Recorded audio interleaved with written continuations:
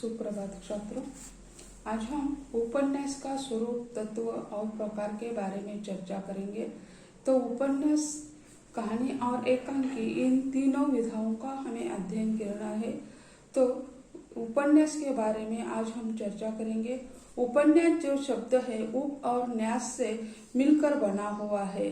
उप का अर्थ है समीप और न्यास का अर्थ है रचना, यानी उसको इसका यानी विभाजन कर दिया है। उपन्यास यानी क्या? उप और न्यास। उप का अर्थ है समीप और न्यास का अर्थ है रचना। अर्थात उपन्यास वह है जिसमें उपन्यासकार मानव जीवन की यथार्थ घटनाओं को लेकर कल्पना का जामा पहनाकर एक नवीन रूप में प्रस्तुत करता है। तो यानी उपन्यास में क्या होता है? उपन्यास में मानव जीवन की यथार्थ घटनाओं का वर्णन उसमें होता है। यथार्थ घटनाएं जो है और उसे यथार्थ घटनाओं को यानी रचनाकार यानी कल्पना का यानी जामा पहनाकर उसका या उसको नवीन रूप देने का प्रयत्न कर देता है। उपन्यासकार इसमें मानव जीवन से संबंधित सुखद एवं दुखद किंतु मर्मस्पर्शी घटनाओं को निश्चित तारतम्य के साथ चित्रित करता है।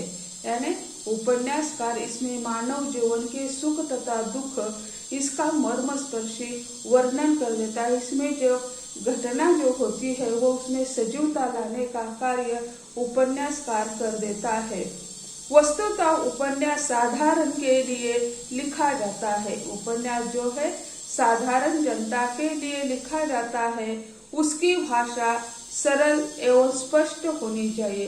इसमें उपन्यास में अलंकारिक शब्द भाषा का प्रयोग नहीं किया जाता है। उसकी भाषा सरल एवं स्पष्ट होनी चाहिए। उपन्यास में जो कथा वस्तु वह काल्पनिक होते हुए भी जीवन के यथार्थ से ली गई हो। यानी उसमें कथा वस्तु में यानी थोड़ी बहुत कल्पना है, लेकिन वह कल्पना यथार्थ से भाग नहीं जाती है, यथार्थ में उसका चित्रण हो जाता है। इसमें अवान्तर कथाओं के मेल रहने पर भी उसकी मूल कथा का स्वरूप स्पष्ट होता है। यानी वो उपन्यास बृहत होता है, बड़ा होता है। इसमें अवान्तर यानी एक मुख्य पात्र होता है, उसके सहायक के रूप में जो पात्र है वो होते हुए भी उसकी मूल कथा है वो लेखक मूल कथा से भाग नहीं सकता है। उपन्यास को हम गद्यात्मक महाकाव्य भी कह सकते हैं। उपन्यास को गद्यात्मक महाकाव्य भी कहा जाता है। लेखक उपन्यास में जिन विचारों को व्यक्त करता है उसकी दो विधियां है। यानी उपन्यास लिखने की भी दो विधियां है। वह है यानी प्रत्यक्ष विधि और दूसरा है अप्रत्यक्ष विधि। दो विधियों का यहाँ प्रयोग किया जाता है। प्रत्यक्ष विधि में लेखक अवकाश निकालकर स्वयं किसी सिद्धांत का प्रतिपादन करने लगता है। यानी प्रत्यक्ष विधि वहां का चित्रण करने के लिए उस पृष्ठभूमि में या उस मातृभूमि में हमें जाना पड़ता है जिस इलाके की घटना है। उदाहरणार्थ आंचलिक उपन्यास जो होते हैं वो वही पृष्ठभूमि पर लिखे हुए होते हैं। तो वह स्वयं जो लेखक है स्वयं वहीं पे उपस्थित हो जाता है। और अप्रत्यक्ष विधि में वह पात्रों के माध्यम से बोलता है। अप्रत्यक्ष विधि जो है इसमें पात्रों के माध्यम से लेखक बोलता रहता है। प्रायः सफल लेखक अपने प्रधान पात्रों के माध्यम से ही बोलते हैं।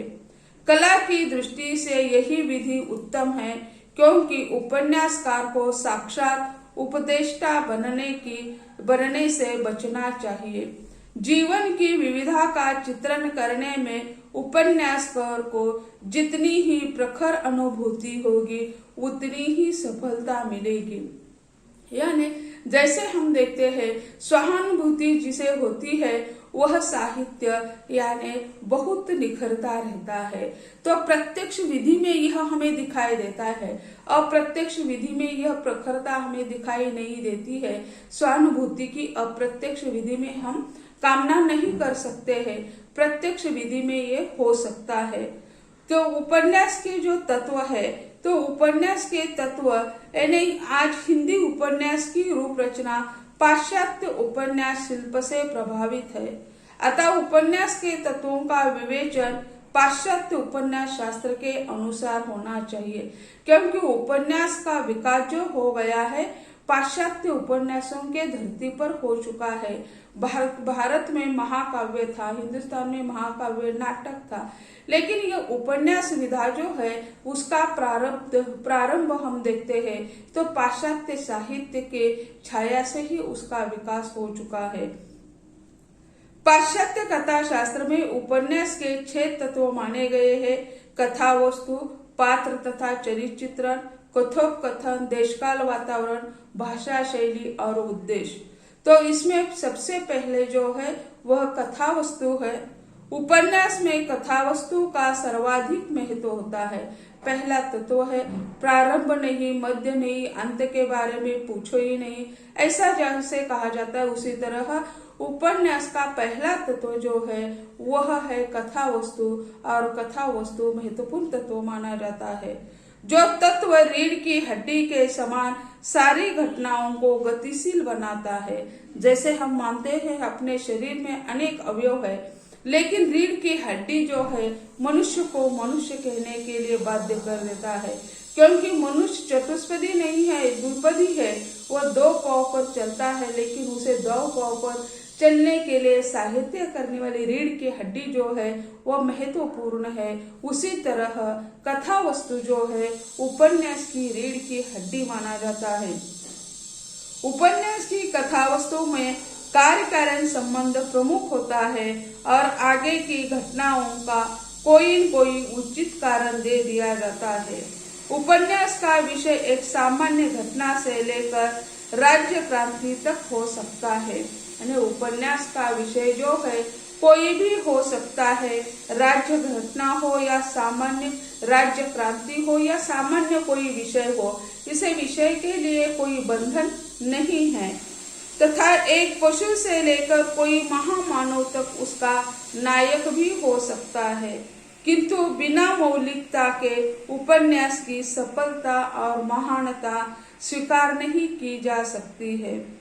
उपन्यास की कथा वस्तु इतनी छोटी न हो कि उसमें सौंदर्य उत्पन्न न होने पाए और न इतनी अधिक बड़ी हो कि आगे पढ़ते चले जाए और पीछे का भूलते चले जाए। यानी उसकी कथा वस्तु है वह इतनी भी छोटी नहीं चाहिए और इतनी भी बड़ी नहीं चाहिए कि यानी पढ़ते पढ़ते पीछे का हिस्सा हम भूल जाते हैं, ऐसा नहीं होना चाहिए। कथा वस्तु का पूर्व निर्वाह प्रारंभ से अंत तक होना चाहिए। कभी उलझने अंत तक पहुंचते सुलझ जानी चाहिए।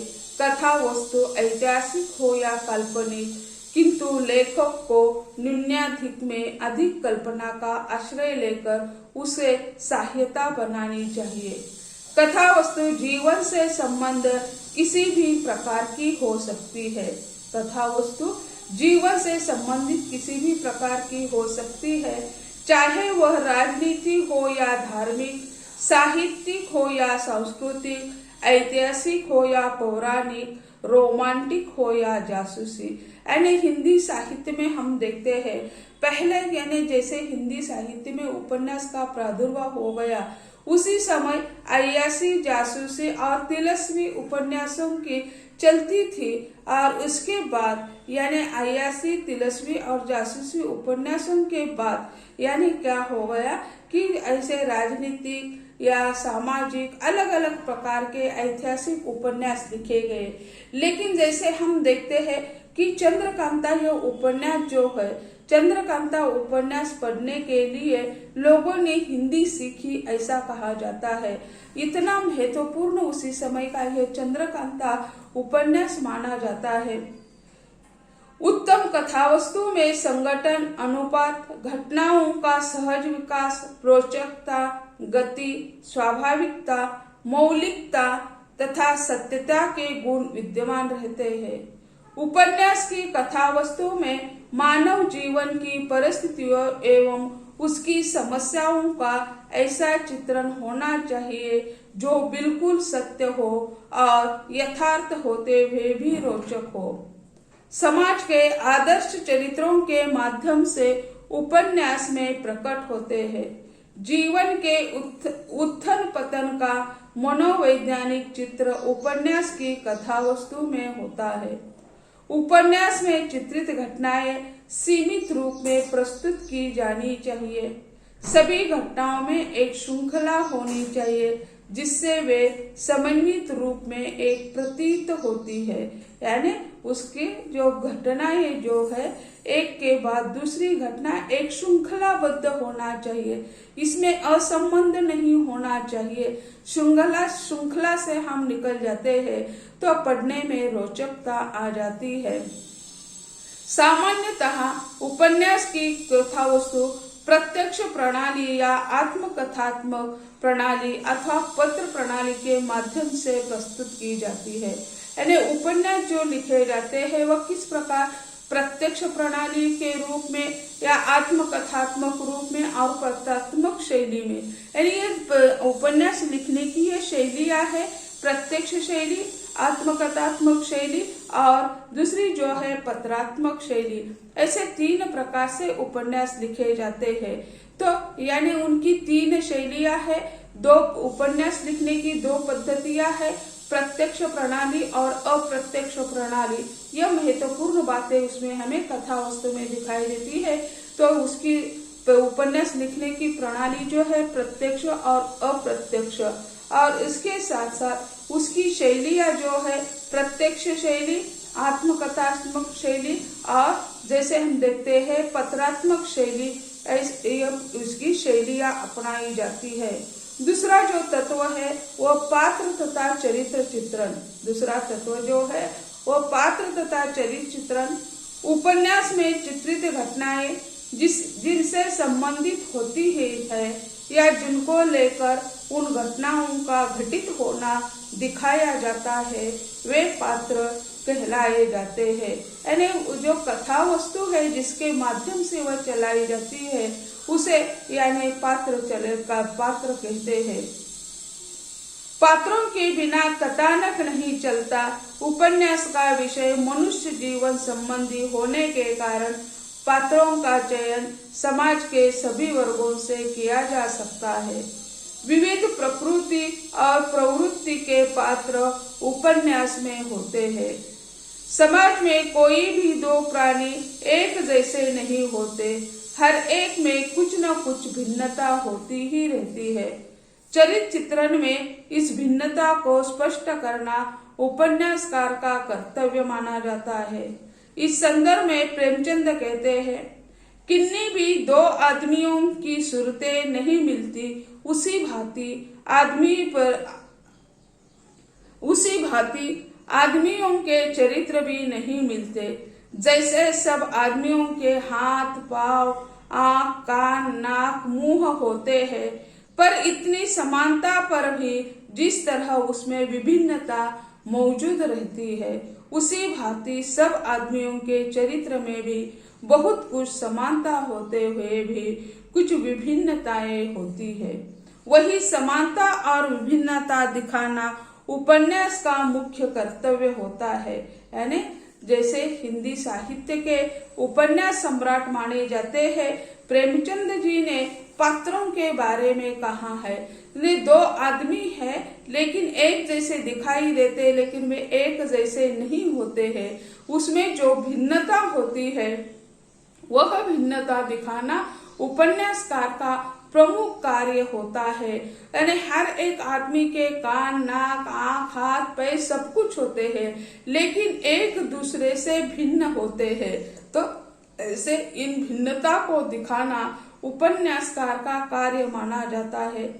चरित्र चित्रण की विभिन्न पद्धतियां प्रचलित है, किंतु मुख्य रूप में वर्णनात्मक प्रणाली और अभिनयात्मक प्रणाली ये दो पद्धतियां प्रचलित है। सामान्यतः चरित्र चार प्रकार के होते हैं: वर्ग प्रधान, व्यक्ति प्रधान, चरित्र प्रधान। या आदर्श चरित्र और यथार्थ चरित्र। यानी जैसे हमने देखा कि कथा वस्तु दो प्रकार से लिखी जाती है। एक यानी जैसे हम देखते हैं कि कथा वस्तु लिखते समय दो प्रकार से लिखी जाती है, प्रत्यक्ष और अप्रत्यक्ष, और उसकी शैलियां भी तीन प्रकार की है। उसी तरह यानी चरित्र चित्रण करते समय भी चार प्रकार का यानी उसका चित्रण होता है। तो छात्रों, आज हम यही कहते हैं। अगले लेक्चर में अगले बारे में हम चर्चा करेंगे। धन्यवाद।